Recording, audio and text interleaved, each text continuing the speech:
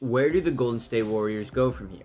You see, unless you've been living under a rock, then you probably know that the Golden State Warriors just lost to the LA Lakers in a 6-game series in the second round of the Western Conference. Now, this would be the first time that a Golden State-led team has lost with Steve Kerr as their head coach in the playoffs before reaching an NBA Finals game. Yes, they were 19-0 in series where Steve Kerr was the coach in the postseason, and unfortunately for them, that undefeated streak has come to an end. And who better to end a dynasty than the GOAT himself, LeBron James? Now, I'm not going to sit here and say that LeBron single-handedly ended this dynasty. Of course not. He did it with the help of Anthony Davis, Jared Vanderbilt, D'Angelo Russell, Dennis Schroeder, Austin Reeves, and Lonnie Walker all had their games. They did fantastic. But LeBron was arguably one of, if not the best player for the Lakers the entire series. You could argue that AD was better, but there were some games where AD just didn't show up. And if you're the best player on a championship level team, you can't afford to just not show up for a few games here and there, especially in the playoffs. Anyway, I'm getting away from it. The reason I made this video is to talk about the end of a dynasty. Yes, it might be a little too early to call it, but I do think we just witnessed the last playoff run by Steph Curry, Klay Thompson, and Draymond Green.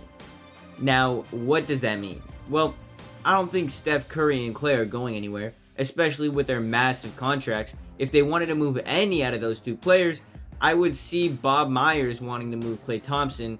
I think Steph Curry's a lifer. I don't think Steph Curry will ever wear another uniform besides the Golden State Warriors.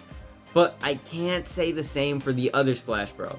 You see, Klay Thompson has regressed mightily after that serious freak injury he had a few years ago. And yes, he did bounce back and help them win a championship just last year, but everyone knew he wasn't the same Klay. And he proved it in this year's playoff run. Game 6 Klay didn't show up. Didn't show up versus the Kings, didn't show up versus the Lakers, that's for sure. Now, when looking at a Klay Thompson trade realistically, there are two roadblocks that I see. First off, Bob Myers. Yes, the GM I brought up earlier, his contract hasn't been renewed yet, so we might be looking at a whole new GM by next season, and who knows what they want to do with Klay Thompson. And second off, Klay Thompson's making $40 million per year. His contract looks nasty. No team fighting for a playoff or potential championship next season is going to want to take on Klay Thompson's big contract. So if the Warriors want to move him, they'd just be doing a salary dump basically, handing him over with a few picks so that a team is willing to take on his contract. And I don't see the Warriors ownership doing Klay Thompson like that, especially after he brought the organization 4 rings. So what does this mean? I do believe that Klay Thompson and Steph Curry are coming back next year, that's for sure. So how is this dynasty ending exactly? Well, one of the big three is going. And if it has to be anybody, it's probably Draymond Green. You see, Draymond Green is currently heading into his final year of the deal, except that this final year is a player option. So Draymond can choose whether to accept this player option and play with the Warriors. And hell, the Warriors, that doesn't even mean that the Warriors want him. He could accept this player option just for Bob Myers potentially to trade him away. Now, if he declines it, Draymond Green might be looking at a big payday from any team desperate enough to take him. He's like Patrick Beverley, that's what he brings to the team, a Patrick Beverley-esque feel if Patrick Beverley won 4 championships and was really good. He's one of the guys that just boosts the morale of any team he's on. Now, I can't really say that knowing that he's only ever been with the Warriors, but the Warriors have gone through some phases even during their championship runs. Now, if Draymond were to leave, where would he go? Honestly, he might pull a KD and just go to the team that eliminated him. Yes, if Draymond goes anywhere, it's probably with the Lakers. I mean, the way LeBron James is crazy. He glazes all over that guy. So Draymond going to LA is actually pretty realistic. Now, he might be taking less money to go play with LeBron James, but who doesn't want to play with the greatest player ever? According to Draymond Green. I'm pretty sure that's how he feels about him. Now, let's just say that Draymond Green is out of the picture for next season. Just because they lose Draymond doesn't mean they're not a playoff team. Yes, they barely made the playoff as a 6th seed. Hell, have they lost like 5 more games, they probably would have been in the play-in and maybe the 9th seed. That's how tight the West was. But even if they lose Draymond, I would still consider them a playoff team.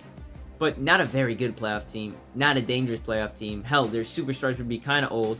Now, not everybody ages like LeBron James, so going into their mid-30s with a star, especially an NBA star, every year is a risk. Now, is that a risk that the Warriors take? Because Steph Curry, Klay Thompson are getting up there in age, and they still got quite a few years left on their contract. So since those guys are staying around, the rest of the Warriors lineup is filled with a bunch of young guys who aren't really making money, besides Andrew Wiggins and Jordan Poole. They were both given massive contracts after that championship just last year, so their books are filled. Even if they lose Draymond, it doesn't really open up enough cap space for them to make any real moves. So if the Warriors want to get better, and they want to get better quickly, then they would have to either trade or move on from Andrew Wiggins or Jordan Poole. Now, did Jordan Poole live up to expectations after getting the bag? Yeah, no, he was terrible in the playoffs. His regular season was kind of mid. It wasn't the worst, but he did fall off quite a bit. But his postseason run this year, terrible. One of the worst postseason runs that I've seen from a player who had a great one just the year before. Now, as for Andrew Wiggins, he was dealing with personal stuff all year long, and it caused him to miss more than 40 games this year. So honestly, I'd cut Andrew Wiggins some slack. I don't think he's getting moved. If anything, the next big three is probably just Steph, Klay, and Wiggins. Those guys I think are locked in for the future. Jordan Poole might be in the air, just because the Warriors might need to free up some cap space. But that's if they want to rush into being championship level team again. Now, I don't see them doing that because they got a young core waiting in the rafters. I'm talking Moses Moody, Jonathan Kuminga. Well, Jordan Poole is still pretty young. They get those guys to develop. They get those guys more playing time. Out with the old, in with the new. But how long is this transition going to take?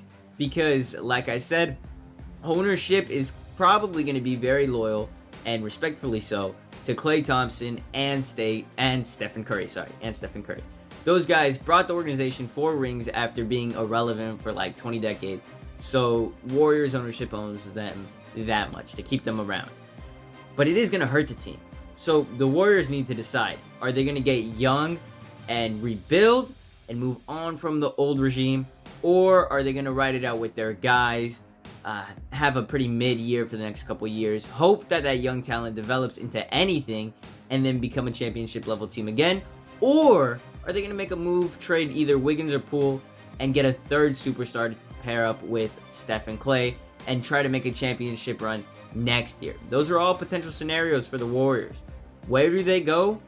No idea. It's really all up to Bob Myers, and Bob Myers might not even be there next year. Who knows if he's going to re-sign, if he wants a new contract, if Warriors ownership wants to bring him back. Honestly, if I were a Warriors fan, I'd be getting ready for some dark times. I think these next few years are going to be kind of rough. But of course, they'll probably make another run a few years down the road with Steph and Klay maybe there. Who knows? Anyway, that's all I wanted to say after watching the Warriors get eliminated by the greatest player of all time. Catch y'all next time. Much love. Deuces.